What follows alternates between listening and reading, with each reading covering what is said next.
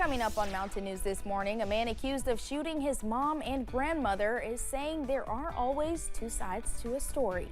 And one of the victims from the I-75 mass shooting is detailing how God saved her life.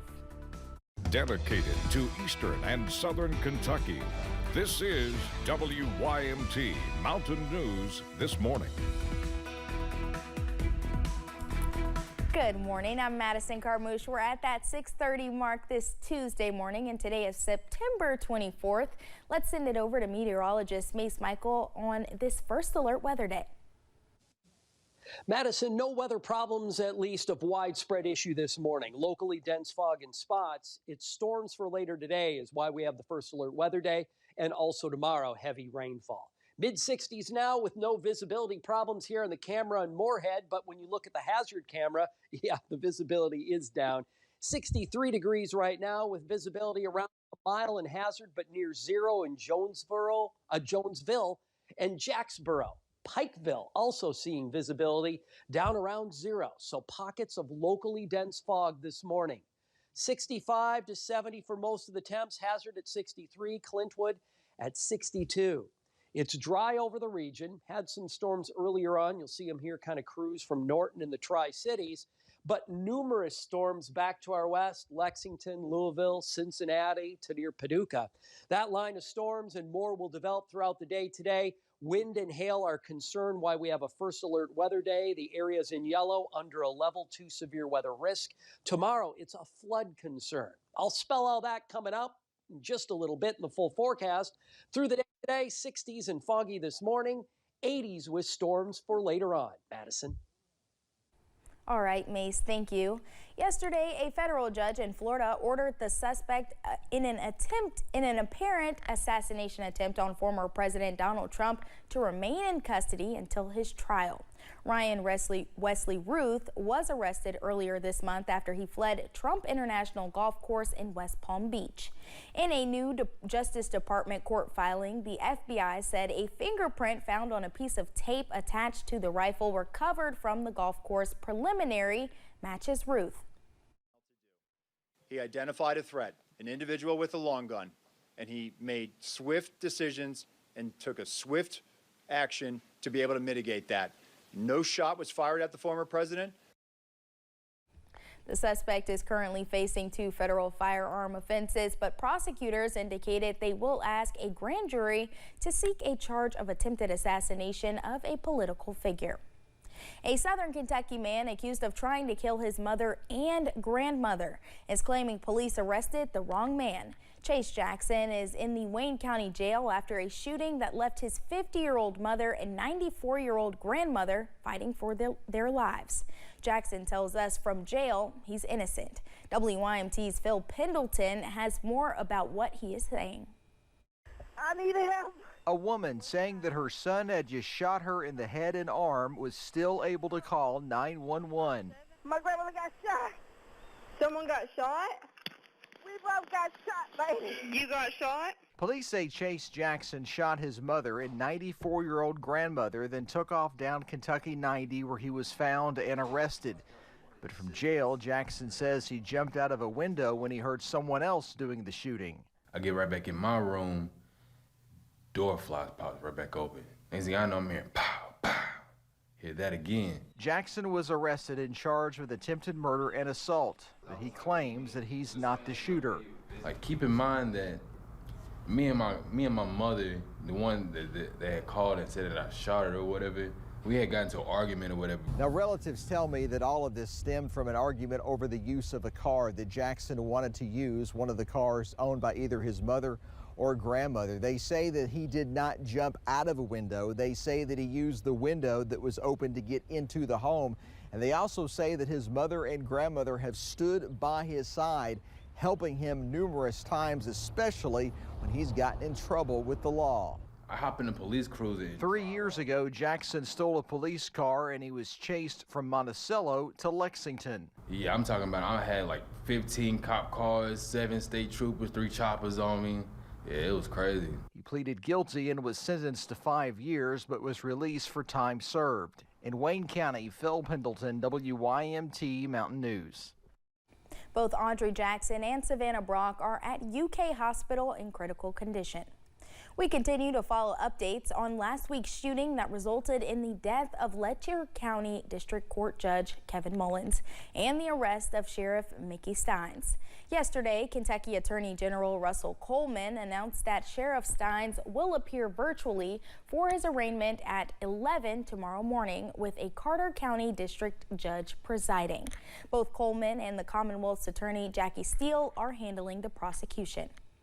An Indiana woman credits God for saving her life during the mass shooting on September 7th along Interstate 75 in Laurel County. Janet Booth was one of the 5 victims injured in the shooting. Booth was driving home from a hiking trip in North Carolina when she heard gunshots and saw cars pulling off the road. She was shot in the leg. A wounded driver approached her and used a bag from her car to stop the bleeding. She was flown to a hospital where doctors determined that surgery for her fractured hip was too risky, leaving bullet fragments in her leg. She says recovery is expected to take 6 to 12 weeks. I have a bullet hole in my upper thigh that the nurse said that she could put her thumb in it. It's quite large. That man had 2,000 rounds of ammunition and a high-powered rifle.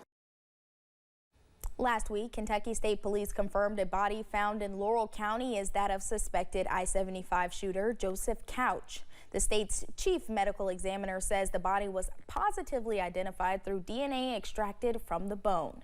The medical examiner says the body was badly decomposed. Couch's cause of death is believed to be a self-inflicted gunshot wound. Sentencing is delayed again for the man accused of killing a Scott County deputy. Stephen Shang pleaded guilty to burglary in Kenton County in April. He is accused of shooting Deputy Caleb Conley during a traffic stop the following month. Police say he then went on a crime spree through Lexington. Shang was supposed to be sentenced for burglary yesterday, but that has been delayed until October 8th. His charges in Fayette and Scott counties are still pending. In Laurel County, a man is facing charges after police say he struck a woman in the arm and face during a domestic dispute. The incident reportedly happened on Sunday off South Stewart Road, roughly 10 miles from London. Sheriff's deputies were called out to a business parking lot after receiving a complaint. Police say Tony Adams began cursing at deputies and was not cooperative with investigators. He was taken to the Laurel County Correctional Center. A student in Floyd County was arrested after officials say they made implicit threats to other students at Betsy Lane Elementary School on Monday morning. Floyd County Sheriff's deputies arrested the student and later determined that no one was in any imminent danger. The student is now charged with second-degree terroristic threatening. School district officials say they will continue to work closely with law enforcement during the investigation. Students attending Montgomery County High School and McNabb Middle School in Montgomery County can no longer bring backpacks to school. In a post on social media, the district says it was in the interest of school safety. As part of the policy, students can bring a small satchel or fanny pack, but purses and drawstring backpacks will not be allowed.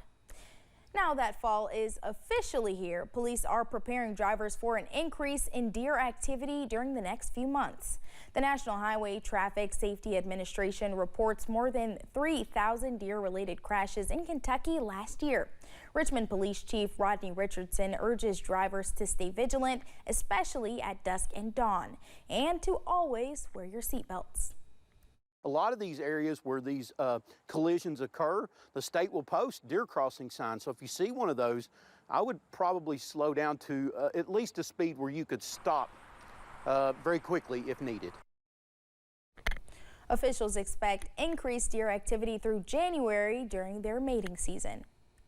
The U.S. Department of Education has named 5 public schools in Kentucky as 2024 National Blue Ribbon Schools. 3 of those schools are in our area: Corbin Middle School, Cold Hill Elementary School in Laurel County, and Northern Elementary School in Pulaski County have been named Blue Ribbon winners based on the overall excellence in the classroom. The schools were among 356 schools nationwide recognized this year. The Kentucky Department of Education Commissioner Dr. Robbie Fletcher provided this statement about the schools being recognized, saying, quote, I congratulate and thank our newest Blue Ribbon schools for their hard work to ensure every student has the skills they need for a successful future. This award highlights the commitment to excellence that teachers, staff, families, and communities have, as well as their dedication to be all in for their students. Starting in 2025, the Kentucky Supreme Court will be led by a female justice for the first time. Deborah Hembry Lambert was announced as the next Chief Justice on Monday. Lambert, who is a Bell County native, was elected to a 4-year term, which she will begin January 6th. Secretary of State Antony Blinken says the government is continuing to defend against misinformation online. Blinken spoke at the Freedom Online Coalition ministerial event on AI for Humanity, charting the global course for human rights-based governance.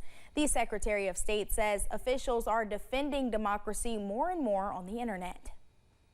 Members are working to build a more resilient global information system and to hold accountable those seeking to undermine democratic elections.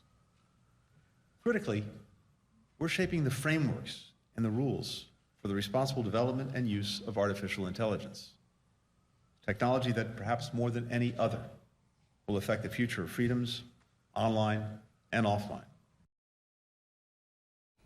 Blinken says they have created the world's first multilateral hub on AI and human rights, hoping to set a foundation for how artificial intelligence works.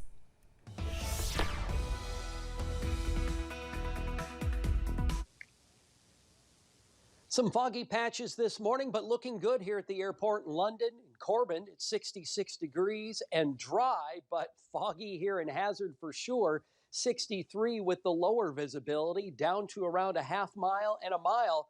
Although it says 4 miles, that would be quite a climb in just a short amount of time. We have seen that visibility fluctuate a lot this morning.